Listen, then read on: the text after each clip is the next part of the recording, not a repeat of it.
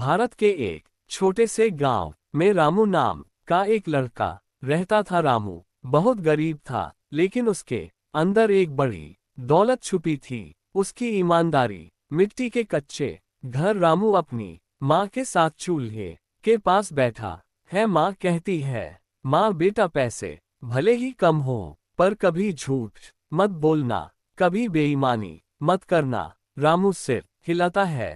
रामू हाँ माँ, मैं हमेशा सच का साथ दूंगा। दोपहर गांव का हाट बाजार, लोग सामान खरीद बेच रहे हैं। रामू कुछ लकड़ियां बेचने के लिए जाता है। एक अमीर सेठ लकड़ी खरीदता है और गलती से रामू को 500 रुपये ज्यादा दे देता है। रामू पैसों को गिनकर समझ जाता है कि यह उसकी कमाई नहीं है।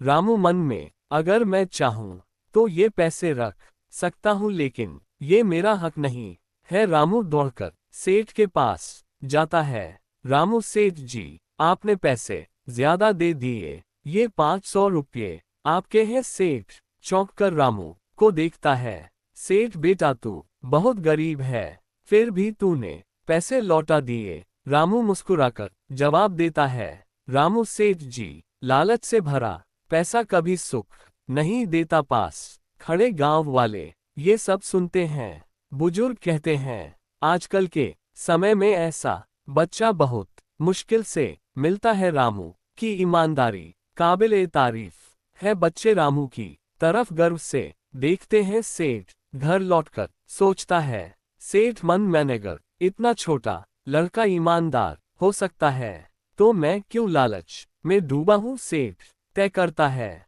कि वह रामू को इनाम देगा। अगले दिन सेठ रामू के घर पहुंचता है। सेठ, रामू तेरी ईमानदारी ने मुझे प्रभावित किया है, ये ले, मैं तुझे अपनी दुकान पर काम देता हूं और ये इनाम भी स्वीकार कर। वह रामू को 2000 रुपये और नौकरी का ऑफर देता है। माँ की आंखों में खुशी के आंसू आ जाते हैं। माँ बेटा देखा ईमानदारी का फल कितना मीठा होता है। रामू अब सेठ की दुकान संभाल रहा है। उसकी मेहनत और ईमानदारी से दुकान दिन दूनी रात चौगुनी तरक्की करने लगती है। गांव में लोग रामू को सम्मान से देखते हैं। बच्चे कहते हैं, हम भी रामू भैया जैसे ईमानदार बनेंगे। एक दिन सेठ बूढ़ा हो जाता है और अपनी पूरी दुकान रामू के हवाले कर देता है। सेठ, रामू आज से ये दुकान तेरी है। तेरी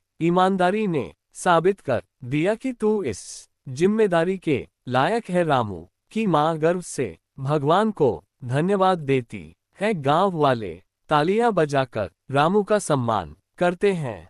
सच्चाई और ईमानदारी कभी हारती नहीं।